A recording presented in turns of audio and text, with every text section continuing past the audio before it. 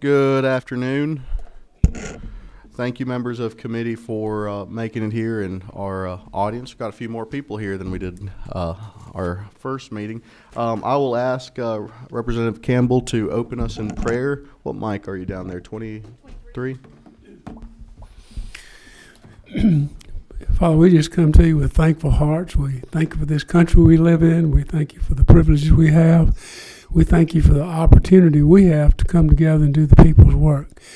And we lift that up to you, and we pray that you guide us in all that we do and say, that it be acceptable in your sight. In Jesus' name, amen.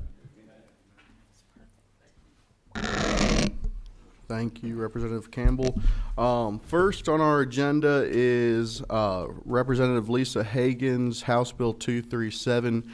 She is unfortunately sick and excused from the day. I offered to present her bill for her. If there's no objection, I'll go ahead and do that from here. Is there any objection? All right. We have House Bill LC number 540144. It establishes Southeast Georgia Soapbox Derby as the official derby of the state of Georgia. Just a little information on the Derby. First race, there was about 20 cars competing in 1934. 31 years later, the race has grown an average of 50 drivers competing in 3 age divisions and 1 division specifically for drivers with intellectual and developmental disabilities. Big event in South Georgia. I'm close to it. I don't know how many other folks have. Has anyone else derbied before? Like to speak on the specialty of the day? Simple bill. Is there any comments from the committee? Well, thank you, Mr. Montana. Chairman. Thank you, Chairman Saines. Did have a question as to the soapbox. Is soapbox the small cars that they put on the track, or are these the larger vehicles in which the children ride down a decline? I think they're the smaller ones that ride down, and I don't believe we currently offer any driving training for them. We might need to look at that for safety as well. I'm ready for the motion when you are, Mr. Chairman. We have one question over. Let me see. What number are you? 18. Go ahead. All right. So I just have to say, Soapbox Derby is fun. My experience with it was several years ago when I was a big brother, big brothers and sisters. I had 2 little brothers that did it. So if anyone's thinking about doing something and reaching out to the community, it's a great event. Thank you. Great opportunity. Representative Carter. Thank you, Chairman. As a matter of protocol, are we voting on legislation with the author of the bill absent?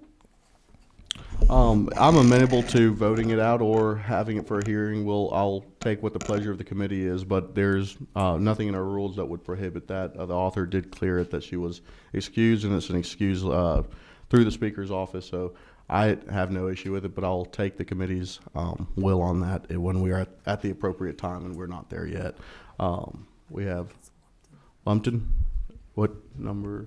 26. 26. Oh, is that Chairman? Oh, Chairman Green. Thank you, Mr. Chairman. I just received a text from my great nephew who lives in Lyons, Georgia. He said, "Uncle G, we're watching you."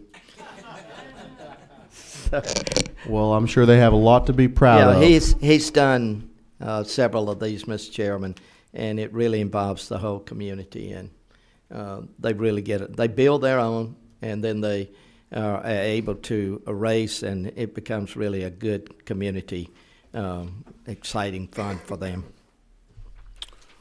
All right, we have Representative Montahan again. I want to make the motion at the appropriate time. Sure, let's take these 2 more questions Okay. and we'll be there. Representative Adina? Yeah, I think I had hit it twice by accident. So. Okay, you're fine. And Secretary Lott? I was just going to make the motion as well. Okay. Well, do we have any more questions? 24. Who's 24? Farouk. Do you have a comment? Thank you, Mr. Chairman. I really hope that, the committee will support, this bill. If you look at the line, from 12 to 15, I think it really helps with a lot of folks with, especially like, the kids with intellectual and developmental disability. I think that kind of helps them grow into that. So that makes a huge, impact in that. And also, from 16th, line 16 to 19, is also the mission is to build knowledge and character, creating meaningful experience through collaboration, STEM curriculum, racing competition also supports our young, youth, our population, and people with disabilities. So I really, really highly appreciate Representative Lisa Hagan's bill on that. Thank you. At this time, we're at a position to entertain a motion. Thank Representative Montahan. you, Mr. Chairman. And as the husband of a special needs teacher, I make a motion to pass. We have a motion. Do we have a second? We have a second. Do we have comments on the motion? Representative Carter. Thank you. I just want to say for the record, I am not opposed to this legislation. I think it'd probably be fun, and I'll go find one. But just, again, want to be on the record as a matter of protocol. I've never seen this since I've been here, that we allowed a bill to move forward without the author of the bill being here. So I just want to be on the record with that. Sure, I appreciate that. All right, all in favor? Any in opposition? The bill passes, and we'll get it reflective in rules and tell Chairman.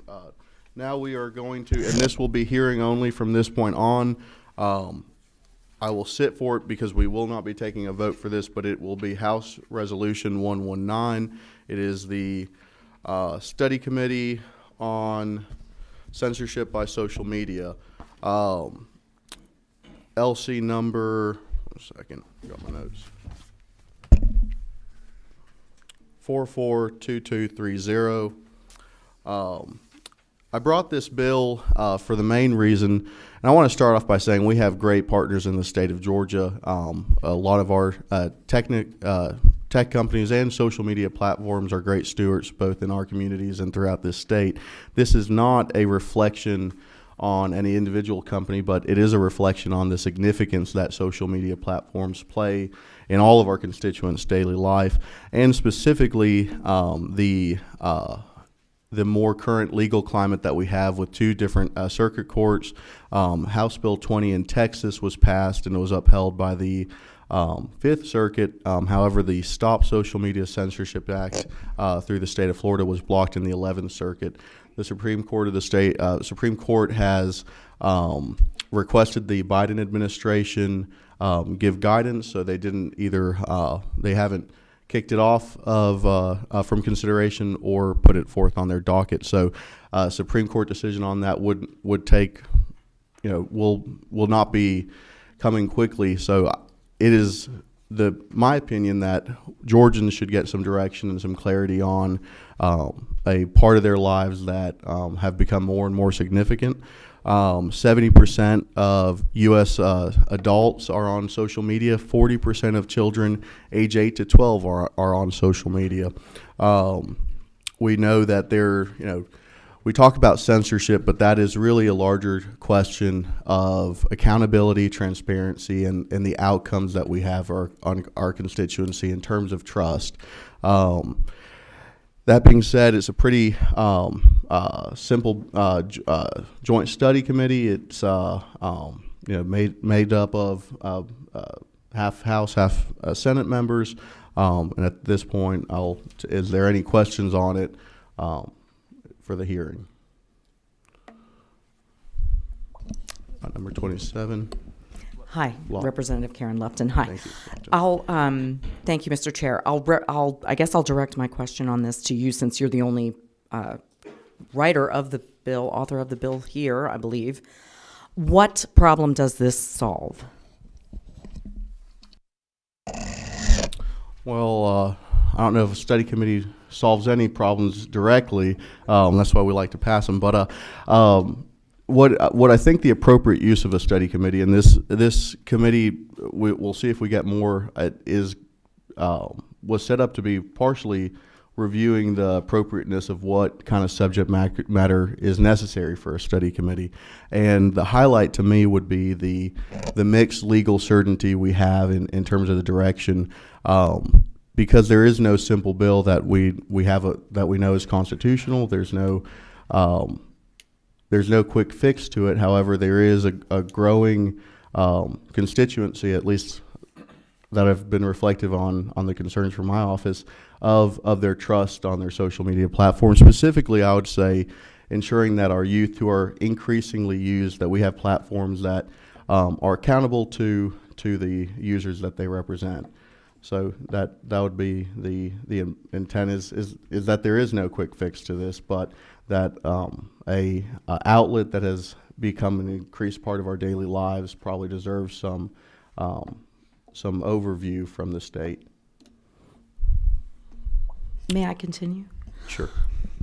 I guess I'm not aware of the legal stuff that you're talking about. When you're talking about transparency and disclosure and accountability, I guess I don't understand what accountability we're asking for, I suppose. Or is it that we've gone to companies and said, we want to know why you're putting these things up or how you're putting these things up, and they have refused to be transparent?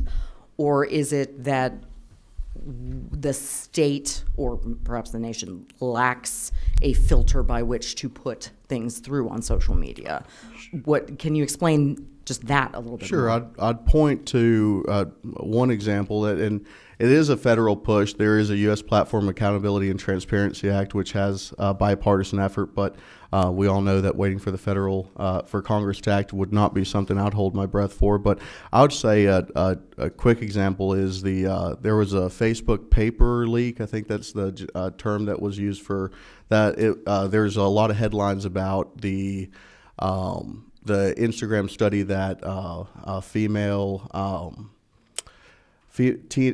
teenage females were negatively impacted in terms of body image. So that got a lot of attention. What got a little bit less attention was the algorithm that favored and showed special treatment to what they categorized as elite users. Again, there's many reasons, I'm sure, for a business model to utilize that in some platform, but what we know is there is evidence that there's been lack of consistency in terms of consumer guidelines that these platforms have used, and I think that again there might be rationale reasons that we're okay with, but it's at this time, as we evolve into the significance of these platforms, it might be useful to have some state overview on it and see if there are policy measures that would be appropriate to in place. With that, we do have two questions, and I will say to the committee, we're going to have a hard stop at 2:50 or at 1:50. So I'm going to limit each bill to 15 minutes, including this one. Representative Smith, 5:29. Thank you, Mr. Chairman. In fact, my question was answered. Just for the record, the question was, do you have an example of an issue that this bill will solve or this resolution will solve? Sure. I think I just stated a possible example of an issue that we want to look at. But again, I would highlight that the study committee would be not to point in the direction of a specific issue other than the ones we've seen, but to look at directives in general on policy that would be appropriate, specifically as it evolves in the court process. Representative Montahan. Well, thank you, Mr. Chairman, and members of the committee. Mr. Chairman, I'm trying to understand this piece of legislation. The way I understand it is this study committee will allow certain and select members of both the House and the Senate to look into issues such as what was recently published by the Twitter company and others that came out and found out that our federal government was working in concert with Twitter to try to censor and kind of push down certain articles about a certain Hunter Biden laptop and other types of files. I think those are the kinds of things we're trying to understand the relationship between a social media company and the relationship to a federal government, an agency, and therein, and having that kind of information. Now that those reports have been published and verified by the new ownership of that company, may shed some light on some of the censorship issues. That is what is effectively now a public town square. And I think that is the issue that's at hand. Is social media the new town square? Is it a place where people can connect ideas, where they can gather and talk about the things that are pertinent to them and their families? And if so, how do we make sure that their freedom of speech is preserved? Wouldn't you say so, Mr. Chairman? As always, very eloquently put, Representative Montahan. Well, thank you, Mr. Chairman. Representative Taylor. Yes, thank you, Mr. Chairman. I guess for clarity purposes, so once we do the study and we're going to devise something that's going to be on the censorship that's going to be on a state level, because you're saying that the federal government is working on it, but it's so far out. So what we're trying to accomplish, what this is trying to accomplish, is to set some standards on a state level. Great question. So the conclusion of a typical study committee would be some recommendations for the legislature to consider, and yes, it would be state level specific, or maybe we do have the ability as a legislature to make official resolution to the Fed. So maybe that would be the conclusion. But I would point to several California laws that have come into place, mostly about parental accountability in social media. There are several appropriate levels that the state could look at in terms of regulation and oversight. Thank you. Representative Pierce. Hello, Chairman. Thank you so much. I was, pardon me for being late, had an unintended occurrence. I was just listening to some of the dialogue just now, and I think this is something that we have to really be careful with, because at this point, social media, the platform, is worldwide. So we get a lot of chatter back and forth. That's fine. I think that dialogue that is based on facts, truth, and such is good for us to solve problems. But I think when disinformation gets inserted and gets distributed throughout the community, throughout the state, throughout the nation, throughout the world, it creates a tremendous problem. Hence, the FCC had laws that tried to prohibit people just really blasting a lot of disinformation for public consumption at their will. And so I think that maybe censorship at some degree is important. It's like raising a family with children. You want the kids to tell the truth. And at the end of the day, we're all supposed to be children. So, yeah.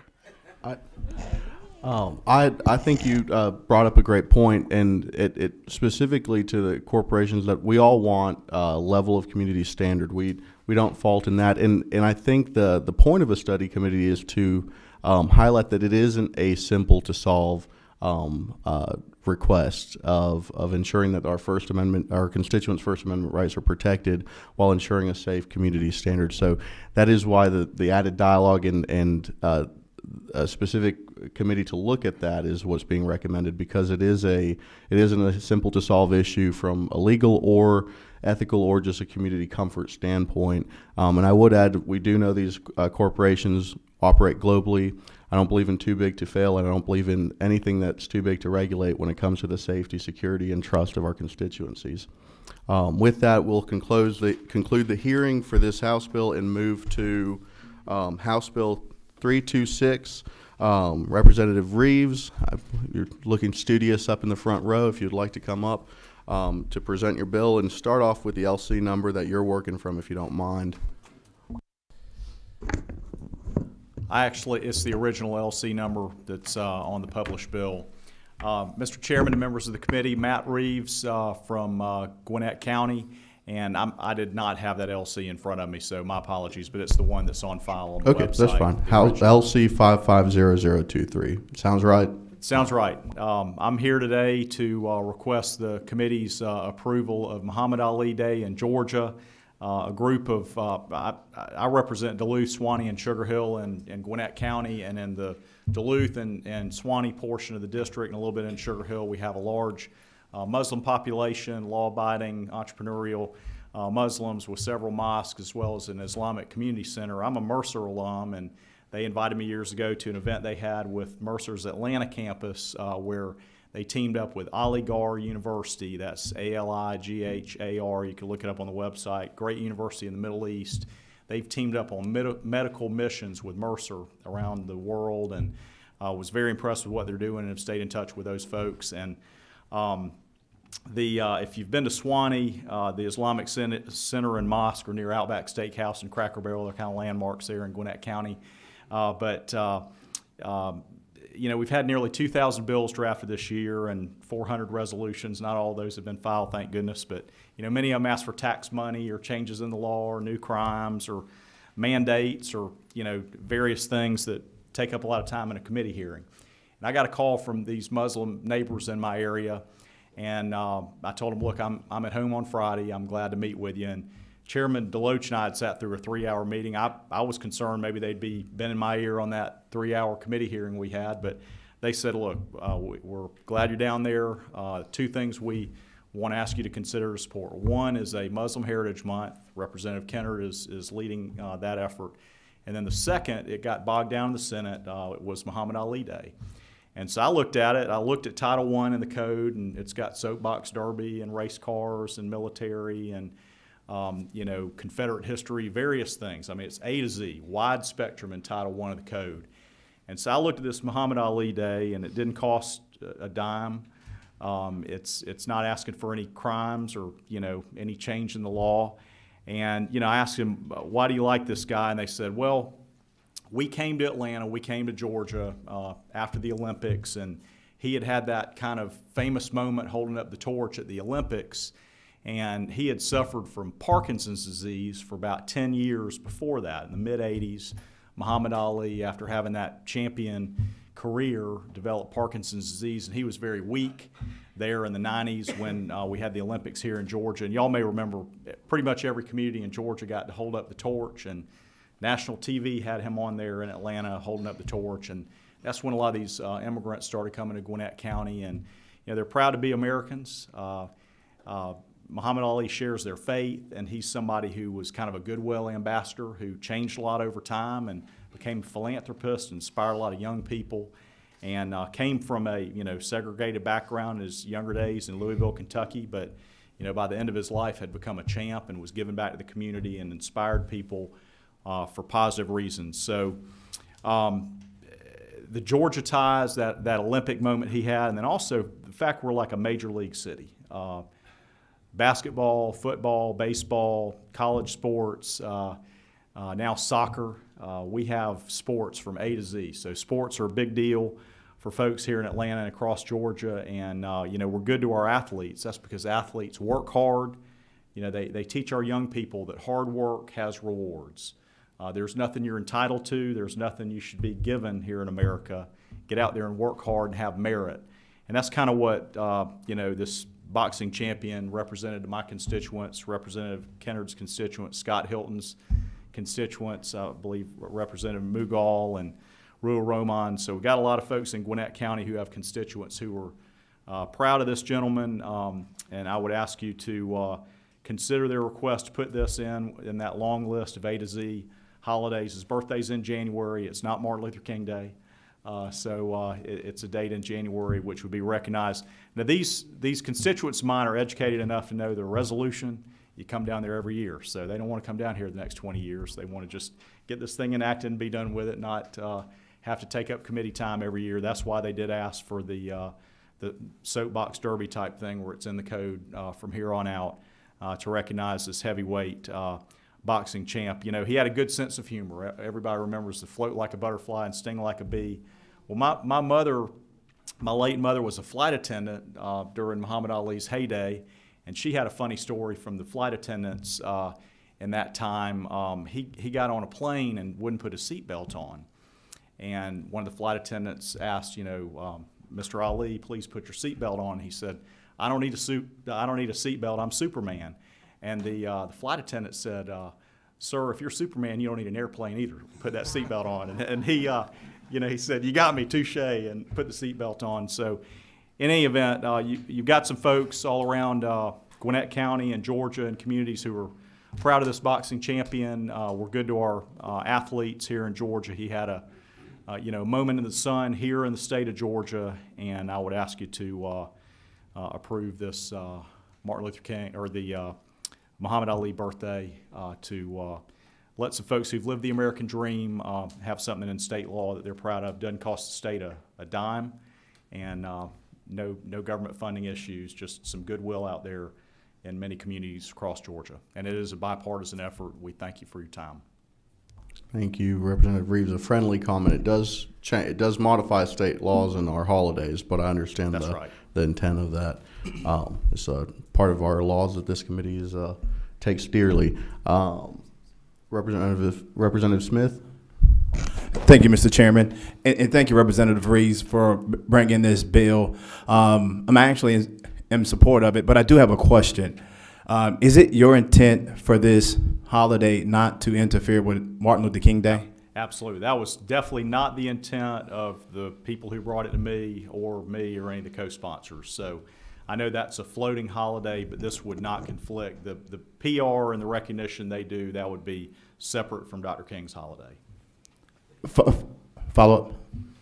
So what would that look like when the 17th falls on the exact same day as Martin Luther King's Day? I think it's rare that week would happen, but in the times that does happen, obviously they would reference his birthday, but not take away from Dr. King's Day. The meeting time in the mosques and things like that is different, and they would recognize this holiday at a different time than Dr. King's birthday. No follow-up, Mr. Chair.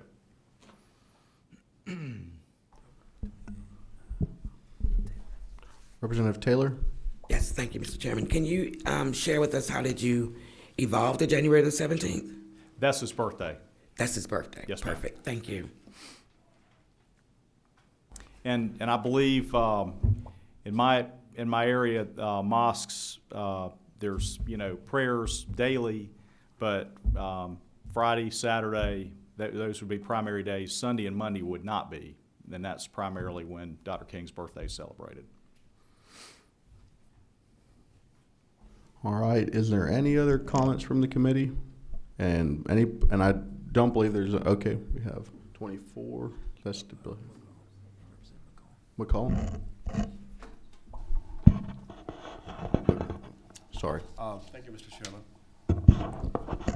Representative Reeves, thank you so much for introducing this. This has a multi-faction. You and I went to Mercer together. It was learn a lot about our histories, and it was important to recognize leaders because what they have done for the state of Georgia and for the United States. I absolutely support your bill on, and also Representative Hilton for a bipartisan effort, and Representative Kennard and Chairman McLean.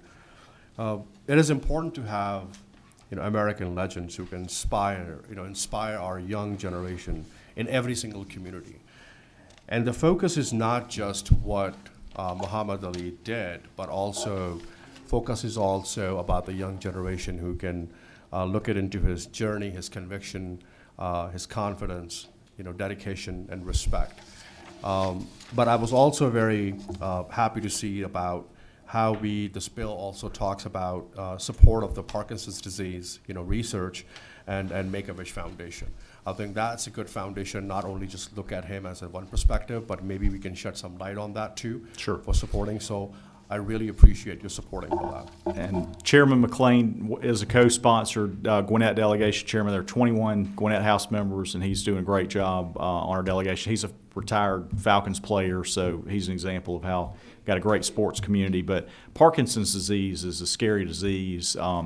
The folks who I know who have work through that, have a lot of guts. And, the brain is the final frontier of medicine in a lot of ways. And, things like deep brain stimulation, some of the treatments those folks go through who have Parkinson's, they deserve our support and admiration. And I think, when he was winning boxing matches, folks looked to this gentleman as a champion. But when he was fighting Parkinson's and was in a totally different and weaker state and still showed up, and I think he inspired folks who, saw him for courage and weakness at that time. And that he bonded with people, my age. I didn't get to see him box, but you and I were in college. We started college late that year because of the Olympics. Strength and weakness is something I think we admire here in Georgia, and we're there for human life and sacred human life, particularly when it's weak. We're going to close off with the comment from Representative Paris. Thank you, Chairman. Go Bears. Thank you. This is Megan Bibb, y'all, okay? So I'm just one question. Are you intending for this to be a paid state holiday for employees? No, it would be an Did you say honorary that? holiday, just Got like Soapbox Derby Day is not a paid state holiday. It would just be on the list. It would be on the calendar. They won't have to come back every year to get a resolution, but they can use this in ceremonies and things like that. Okay, yes, And thank you. Macon, Georgia, I remember when the Sports Hall of Fame opened in Macon. That's another example about how Georgians admire athletes. Absolutely, thank you. Thank you for this bill. Thank you, Representative Reeves. We're going to conclude the hearing on the bill, and we'll be in contact in terms of moving it forward. Thanks a lot. Appreciate the hearing. Thank you. All right, thank you. All right, moving towards HR 67, Representative Maynor, House recognizing and supporting the commitment to diversity, equity, and inclusion through the great state of Georgia. If you could start off with your LC number. Thank you, Chair. It is LC 1121146. Thank you, Representative. Okay, thanks. So this is a urge resolution, and the best way I can do it is just to read it. It's not a lot. It says exactly the purpose of me being here. And it is recognizing and supporting the commitment to diversity, equity, and inclusion throughout the great state of Georgia and for other purposes. Whereas the state of Georgia's economic and social strength derives from the diversity of its population and from its commitment to fair treatment and equitable services for all residents. Whereas inequality has a triple ripple effect on entire communities, particularly those that have been disproportionately impacted by structural, social, and institutional inequities and injustices. Whereas Georgia's future growth and economic prosperity depends on the diversity, equity, and inclusiveness of its citizens, communities, businesses, and social and economic interests. Whereas diversity is integral to a strong economy and inclusive growth, and a diverse and inclusive economy is an economy that does not discriminate and treats all its groups on an equal footing and equal opportunities with respect to education and jobs, can generate with a range of economic benefits. I might not read all of it. But the next part is a diverse workforce facilitates innovation and creativity. And over 85% of successful businesses interviewed in a Forbes research study said that a diverse workforce was the key to innovation and creativity. Economic studies show there will be no racial or ethnic majority in the United States by 2050, and having a diverse workforce or workplace is going to be the key to companies that want to grow, including having women, people of color, and LGBT employment representatives in boardrooms. The body strongly encourages, meaning you guys coming through you first, supports the promotion of fairness and equality and to combat unlawful discrimination and harassment in the workplace. So what does this mean? Right now, we all know that Georgia is the best state in America to work in. And one of the reasons Georgia is one of the best states to work in and to have a business in is because we are so equal and fair to everyone. But we have not encouraged the state to do as such. So even though we are already doing that, this is just a resolution. And, you know, like my colleague, Mr. Representative Reeves said, this costs nothing. It just says that we support all businesses from all people without, I don't understand what the faces are for. We support all people in the workforce, and I'm open to some questions if you have any. Thank you, Representative. Is there any questions or comments from the committee? All right, there is none, so thank you for, is there any, click your button. Yeah, thank you, Chairman. Okay, Representative, so I'm a little confused. How do you legislate this? I mean, It's an urge resolution, so we're Okay. just urging the state, the state to be fair? yes, Oh, and state agencies. that's a novel idea. How about that? Okay, well, good luck with that, and I'm glad that you brought it to us. And thank you, Mr. Chairman. I think this is great. Is there any other comments from committee? That being said, thank you for bringing this forward to committee. It's been heard and it'll be eligible for consideration. Thank you. Moving to the last hearing of the day, House Bill 209, State Holiday, March 10th as Harriet Tubman Day. Representative Jasmine Clark and one of my favorite co-chairs for the Futures Caucus. If you haven't joined it, ask us about it. I have a letter from the Tubman Museum in Macon, Georgia, that I would like to. Amanda's going to come over and grab it from you.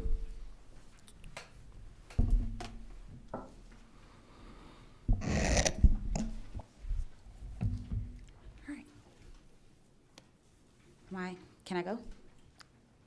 Start off with your Elsie and then go ahead and present. Thank you, Mr. Chair. Thank you to the members of the Special Rules Committee. I am presenting House Bill 209, which is LC 460527. This is a very simple bill that acknowledges the impact Harriet Tubman has had on the United States of America by designating March 10th as Harriet Tubman Day in the state of Georgia. As many of you know, Harriet Tubman was an abolitionist, a humanitarian, and a veteran of the United States Army during the American Civil War. She is actually considered the first African-American woman to serve in the military in the United States. She is most notably known as a pivotal conductor of the Underground Railroad and a Moses for her people. She is responsible for freeing several hundred slaves via the Underground Railroad and through her service in the Union Army. After the war, she went on to work with women's suffrage movement to help women get the right to vote. And in her final years, she actually cared for the elderly and infirmed before she passed away on March 10th of 1913, or almost 110 years ago to the day, just a few days before 110 years. This bill would designate March 10th as Harriet Tubman Day in the state of Georgia. As you know, it would not make it a legal state holiday, but instead would make it a designated day. There is precedence for this. In 1990, President George Bush signed a proclamation designating March 10th, 1990, the day to commemorate Harriet Tubman and her impact on the country. And then in 2019, Governor Kemp also acknowledged March 10th as Harriet Tubman Day by proclamation. This bill would just continue the commemoration of this American hero and national symbol of freedom and liberty yearly in the state of Georgia. I did some cross-referencing, and there are currently no federal holidays or state holidays or observances or Georgia designated days that celebrate a Black woman, not a single one in the entire country. We have an opportunity to change that. This also does not overlap with any other public holidays celebrated in Georgia. There are none in March. And it does not overlap with any of the current designated days that are found in the Georgia Code. And I'm happy to take questions. Thank you, Representative Clark. Is there any questions from committee? We have 118 is, where's that? Representative Denny. So I don't have any questions. I just have a comment, and we didn't plan this because yesterday, in our celebration of Black History Month, I recognized Harriet Tubman, and not just because of the work she has done, but she does have some Georgia representation by the name of Rita Daniels, who is a fifth-generation descendant of Harriet Tubman that runs the Harriet Tubman Learning Center, that runs STEM programs, because it includes art, for our children. So it would be honorable that we had a day like that, not just recognizing the first Black woman state holiday, but more importantly, looking at generations ahead. And I think it's really commendable, and my name happens to be on the bill. So definitely fully in support of this, and encourage all the other reps to weigh in on it, and let's honor a woman that's done a lot for our history. Glad you hadn't had a change of heart since you signed it, so thank you for testifying on there. Is there any other members of the committee who have any comments? All right, it's eligible for consideration. Do you have closing remarks? I do have one quick remark, Mr. Chair. This bill got a hearing last session as well, and it did pass out of committee. So I really hope that you will consider giving the bill an opportunity again this year. Thank you. Thank you. We do have public comment on this bill. If Kenya, Ms. Jones would like to take the podium, and asking just keep public comments 2 to 3 minutes. We're doing good on time, but want to stay that way. Good afternoon to the chair and to the committee. My name is Kiana Jones, and I represent New Georgia Project Action Fund. We stand in support of this House bill. We are asking that you would please give it consideration again this year. Harriet Tubman is such a pivotal figure in our history. We know that the future is female, and we love the fact that here in Georgia, we have so much that promotes the growth and the success of women, not only in the workforce, but also in education. It would be an amazing feat for the state of Georgia to stand with President Biden and the last Congress, where President Biden went ahead and signed the bill that was enacted for a commemorative coin for Harriet Tubman. So we don't only want to see her face on a coin, we want to make sure that we promote her legacy, that we promote the strength that she personified, that we encourage young women in the state of Georgia and all people in the state of Georgia to be that pivotal figure that was useful for all of us. Not only was she the conductor of the Underground Railroad, you know, she met Susan B. Anthony as an abolitionist before Susan B. Anthony started with women's suffrage. She worked with the Quakers. She met William Still. She worked with a lot of people throughout history who are pivotal in our history, who made this country what it is. And we want to make sure that we continue to trailblaze in Georgia and that we would support this House bill. Thank you. Thank you for coming to testify. That being said, there is no further comments. It's eligible for consideration, and thank you for your hearing testimony. All right.